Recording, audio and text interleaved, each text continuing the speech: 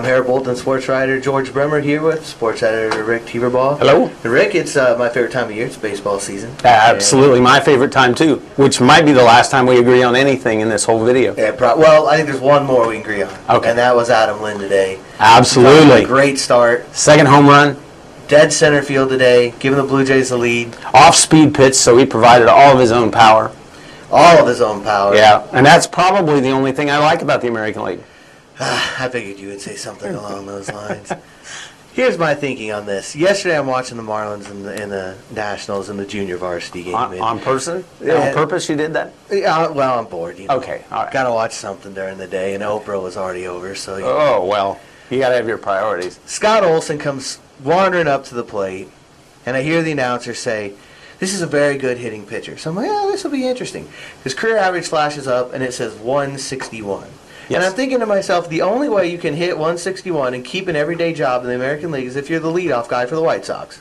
Oh, okay. All right. Well, Ray Oyler kind of did it in the 60s for the Tigers. I think he hit like 178 or something like that for the Tigers. But, yeah, I mean, if you're all about offense, and considering you're a fan of the slow-pitch softball league that we call the American League, then I guess you are all about offense. But for me, the National League is superior to the American League because there's a lot more strategy involved in the American League, because the manager actually has to make decisions, where the American League, they can really get by without it.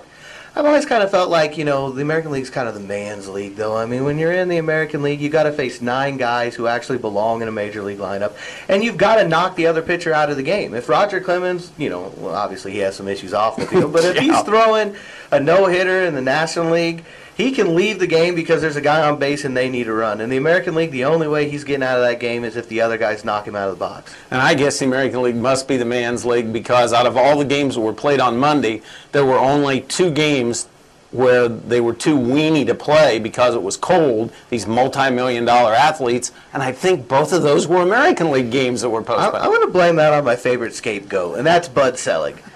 And we know he makes bad decisions because he actually took his team from the American League to the National League. Yeah. But he does schedule for the National League also. And he kept them in warm weather cities. Smart, as far as I'm concerned. I've always felt like, I hear everything about the National League tradition and history, and I thought, if you want to, it's kind of like, to me, the National League is going to the opera. It's boring, it's long, there's nothing really interesting happening. You go watch an American League game, you're going to a rock concert. There's explosions, there's pyrotechnics, you go to Sox Park, there's literally explosions every time there's a home run. Yeah, and there was also, if I remember Bill Veeck right, a lot of explosions that had to do with like disco and things like that, because that's the kind of thing the American League has to do to try to attract people to their ballparks. Oh, and the National League, of course, they just open big outdoor bars so that no one will have to pay attention to what's going on the field. There you go. I'm in favor of that as well.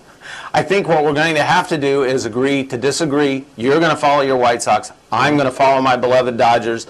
But I will give you that I will be following the Toronto Blue Jays and hoping for a big season for Adam Lynn. And I think, everyone, it's baseball. It's the best time of year no matter what league we're watching. Absolutely. See you next week.